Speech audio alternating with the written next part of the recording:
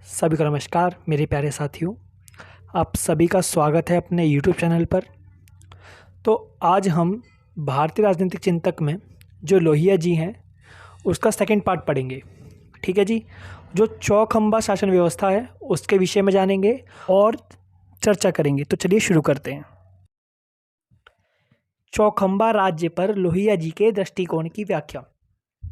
तो देखिए, चौखंबा राज्य या फिर हम कहें चौखंबा शासन, ठीक है, इसके अंतर्गत लोहिया जी कहते हैं कि लोकतंत्र में जो शक्ति होती है, ठीक है, वो ऊपर से नीचे नहीं होनी चाहिए, वो नीचे से ऊपर होनी चाहिए।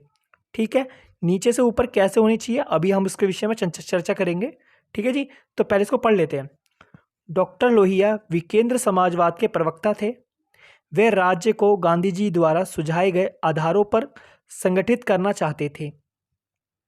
उनका कहना था कि राज्य का उद्देश्य आर्थिक राजनीतिक शक्ति का विकेंद्रीकरण होना चाहिए। इस संदर्भ में उन्होंने अपने समाजवादी राज्य को 4 स्तरीय राज्य कहकर संबोधित किया। तो देखिए, जैसा कि मैंने आपको बताया कि वो कहते हैं कि लोकतंत्र में जो शक्ति है उसका स्रोत नीचे से ऊपर होना चाहिए। नीचे से ऊपर का क्या मतलब है? सबसे नीचे जो संस्था होनी चाहिए ना, वो केंद्र की होनी चाहिए, फिर उसके बाद प्रांत होना चाहिए, फिर मंडल होना चाहिए, फिर ग्राम होना चाहिए। और इन चारों को उन्होंने चौखंबा शासन के अंतर्गत लिया है। देखो, इतना तो हम अच्छे से ही जानते हैं कि लोहिया जी हैं वो समाजवाद के प्रवक्ता रहे हैं, मतलब कि वो समाजवाद का सपोर्ट करते हैं यहाँ पर।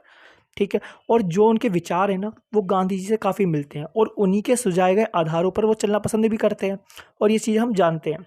ठीक है, उनके अंदर जो राज्य का उद्देश्य है वो कहते हैं कि आर्थिक राजनीतिक जो शक्तियाँ हैं ना उसका विकेंद्रीकरण होना चाहिए, उसका केंद्रीकरण नहीं होना चाहिए, मतलब उनको बांट देना चाहिए। ठीक है, वो यूँ कहते हैं, और इसीलिए वो इस चार जो ये चौखंबा शासन व्यवस्था है जिसको हम 4 पिलर के नाम से भी जानते हैं, इसका अपना सिद्धांत देते हैं। ठीक है जी। चौखंबा राज्य की योजना डॉक्टर लोहिया के राजनीतिक चिंतन में एक महत्वपूर्ण स्थान रखती है। चौखंबा राज्य की इस योजना के माध्यम से उन्होंने केंद्रीकरण और विकेंद्रीकरण के विरोधी सिद्धांतों में समन्वय और संतुलन स्थापित करने का प्रयास किया। इस राज्य के स्तंभ ग्राम प्रशासन, मंडल शासन, प्रांतीय सरकार और केंद्र सरकार है। तो देखिए, जैसा कि अभी हमने पढ़ा, तो इसमें यही बताया गया है जो लोहिया जी हैं उनके द्वारा दिया गया चौखंबा राज्य की जो व्यवस्था है ना, ये उनके राजनीतिक चिंतन में बहुत बड़ा स्थान रखती है। और साथ में इसके कारण उन्होंने जो केंद्रीकरण और विकेंद्रीकरण के बीच जो दुविधा उत्पन्न होती है ना, जो विरोध करने लगते हैं लोग, इसके अंदर एक संतुलन स्थापित कर दिया था। और जो चारों व्यवस्थाएं थी ये तो मैंने आपको बताई दी थी। ठीक है जी, चलिए आगे चलते हैं। इन्हें व्यावसायिक प्रजातंत्र के सिद्धांत के आधार पर व्यवस्थित किया जाएगा तथा उन्हें एक कार्यमूलक संघीय व्यवस्था के अंतर्गत एकीकृत कर दिया जाएगा, और वे अपने अपने उत्तरदायियों या उत्तरदायित्वों का निर्वाह करते हुए स्वायत्तता के आधार पर एक सूत्र में बंधे रहेंगे।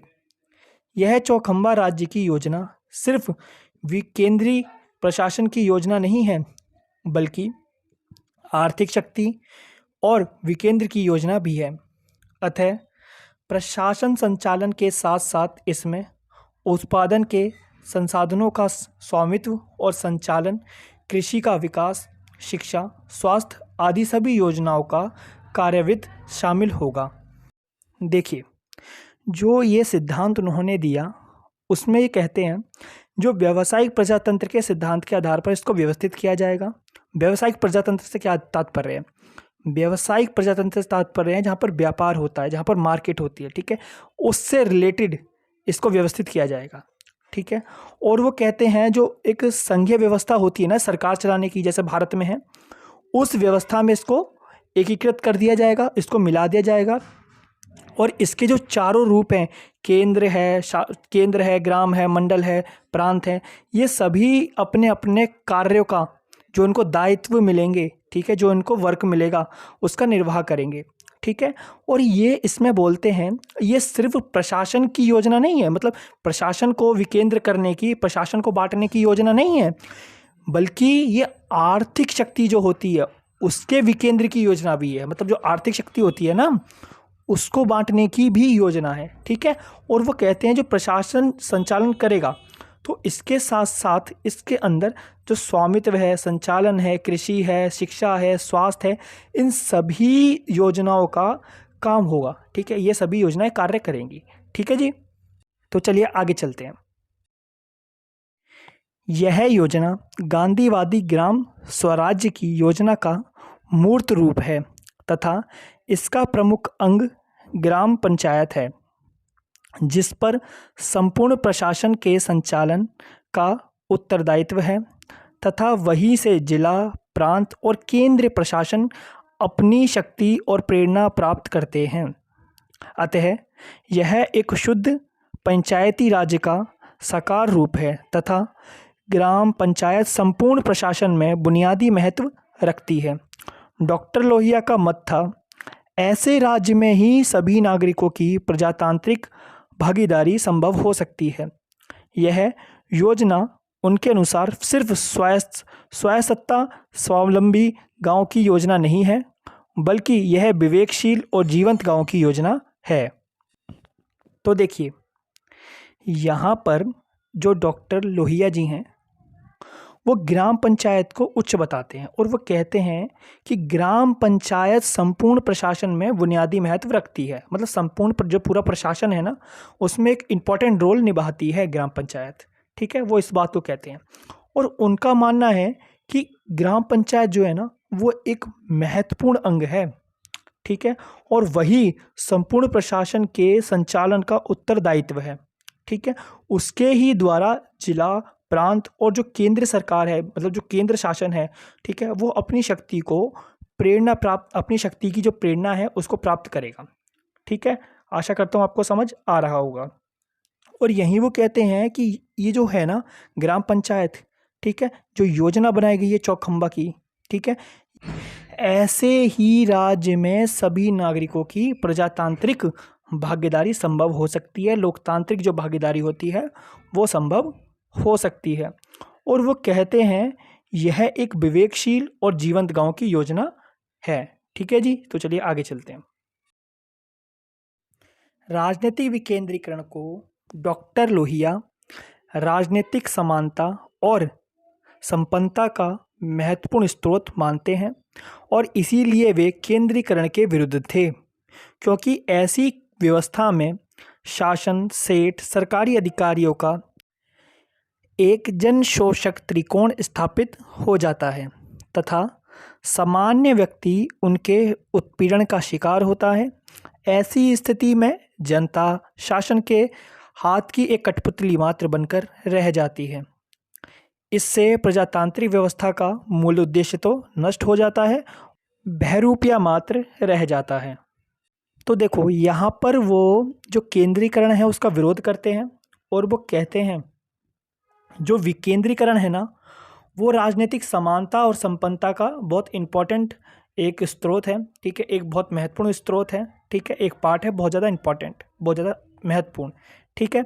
और उसके साथ में वो केंद्रीकरण की आलोचना करते हुए बोलते हैं केंद्रीकरण में जो शासक होते हैं, जो सेठ होते हैं, ये सरकारी अधिकारी होते हैं ना, ये एक गुट बना लेते हैं, अपना एक त्रिकोण बना लेते हैं, एक त्रिकोण मतलब ट्रायंगल टाइप बना लेते हैं, ठीक है। और जिस कारण जो समान व्यक्ति है उसका शिकार होता रहता है, ठीक है, उसको परेशान करते रहते हैं। ऐसी स्थिति में जो जनता होती है, ठीक है, वो शासन के हाथ में कठपुतली की तरह रह जाती है। जनता का शासन जो है एक कठपुतली मात्र रह जाता है और जिस कारण जो प्रजातांत्रिक व्यवस्था अच्छे काम के लिए बनाई जाती है वो तो नष्ट हो जाती है और ये एक मुखौटा नाम रह जाता है कि हाँ ठीक है प्रशासन है आपकी हेल्प कर रहा है, जबकि ऐसा नहीं होता, ये सिर्फ बहरूपीय के रूप में काम कर रहे होते हैं, ठीक है जी। तो चलिए आगे चलते हैं। प्रजातांत्रिक जन कल्याण का साधन बनने के स्थान पर उत्पीड़न और शोषण का एक साधन मात्र बन जाता है। अतः ऐसे प्रजातंत्र को सही प्रजातंत्र बनाने हेतु उनके द्वारा द्वि प्रजातांत्रिक संघीय व्यवस्था के स्थान पर 4 प्रजातांत्रिक संघीय व्यवस्था की योजना की गई तथा उसके अंतर्गत 4 समान शक्तियां प्रस्तुत करते हुए उन्होंने कहा कि बड़े स्तर की राज्य व्यवस्था देश के कूड़े को बुहारेगी और छोटे स्तर की राज्य व्यवस्था गली को। तो देखिए, यहाँ पर वही बात वो पुरानी वाली दोहरा रहे हैं और वो कहते हैं कि जो केंद्रीकरण की व्यवस्था होती है, ठीक है, उसको बनाया तो जन कल्याण के लिए जाता है, परंतु वो उत्पीड़न और शोषण का एक साधन बनकर रह जाती है। ठीक है, वो लोगों का दुखों का निवारण तो नहीं करती, उल्टा उनको दुख और देने लगती है। ठीक है, और वो कहते हैं ऐसे प्रजातंत्र के आधार पर मैंने जो 2 स्तर पर बटा हुआ था उसको मैंने 4 स्तरों पर बांट दिया है। ठीक है, 4 स्तर पर बांटने से क्या होगा, चारों स्तर की जो शक्तियां होंगी वो समान होंगी, जिस कारण जो बड़े स्तर की राज्य व्यवस्था होगी वो देश के कूड़े को फेंक देगी, ठीक है, उसका निपटारा कर देगी, और जो छोटे स्तर की राज्य व्यवस्था होगी वो छोटी सी जो गलियां होती हैं उसका निपटारा कर देगी। यहाँ पे देखो, ये गलियों से और ये मोहल्ले से क्या लेना देना है इसका। यहाँ से इसका तात्पर्य है जो बड़े स्तर की होगी ना राज्य व्यवस्था, वो तो बड़े मतलब देश के कूड़े को, जो देश के अंदर भ्रष्टाचार इत्यादि है उसको फेंक देगी। जो छोटे स्तर की होगी वो छोटे छोटे क्षेत्रों में जो ऐसा काम हो रहा है वो उसको निकाल कर फेंक देगी। ठीक है जी, मैं आशा करता हूँ आपको समझ आया होगा। एक बार और समझ लेते हैं इसको। नॉर्मल सी बात इसको यही बता रहे हैं कि अपने वो 4 खंभा जो उन्होंने शासन व्यवस्था बताई है वो उसको अच्छा बताते हैं 2 खंभा शासन व्यवस्था को छोड़कर। ठीक है, और वो कहते हैं इस 4 खंभे में सारी शक्तियाँ सबको समान समान मिलेंगी, जिस कारण बड़े स्तर पर जो भी व्यवस्था होती है, ठीक है, वो व्यवस्था बड़े स्तर की जो भी भ्रष्टाचार इत्यादि है उसको ख़त्म करेगी। छोटे स्तर की राज्य व्यवस्था छोटे स्तर के कूड़े कचरे को, मतलब कि भ्रष्टाचार इत्यादि को ख़त्म कर देगी। ठीक है जी, चलिए आगे चलते हैं। समाजवादी चौखंबा राज्य में वे विश्व सरकार के रूप में 5वां स्तंभ भी जोड़ना चाहते थे। वे विश्व राज्य को विश्व शांति की स्थापना के लिए आवश्यक मानते थे। उनका कहना था कि उन्हें जाति वर्ग भेदभाव तथा क्षेत्रीय असमानताओं के ऊपर उठकर समानता का विश्वव्यापी दृष्टिकोण अपनाना चाहिए। तो देखिए, जैसा कि हम जानते हैं वो जातिवाद इत्यादि के खिलाफ थे। ठीक है, भेदभाव को किसी भी रूप में नहीं मानते थे, चाहे वो कोई सा भी रूप हो, स्त्री पुरुष से रिलेटेड हो, जाति वर्ग से रिलेटेड हो या रंग भेद से रिलेटेड हो, वो इन चीज़ों को अच्छा नहीं मानते थे। इसके साथ में इस चीज़ को ख़त्म करने के लिए वो विश्व स्तर पर जो चौखंबा हमारा शासन व्यवस्था है इसको हटाकर वो 5वां स्तंभ भी जोड़ना चाहते थे। ठीक है, और जो 5वां स्तंभ मतलब जो 5th पिलर बताते हैं वो विश्व सरकार को बताते हैं। विश्व सरकार को बताते हुए वो कहते हैं अगर विश्व सरकार की व्यवस्था हमारे यहाँ पे होगी तो विश्व शांति करना और भी आसान हो जाएगा। ठीक है, और विश्व में अगर शांति लानी है, शांति लेके आनी है आपको, तो उसके लिए जाति वर्ग इत्यादि में ये भेदभाव है इसको ख़त्म करना होगा। ठीक है जी, और इसलिए वो 5वें स्तंभ की योजना भी देना चाहते थे।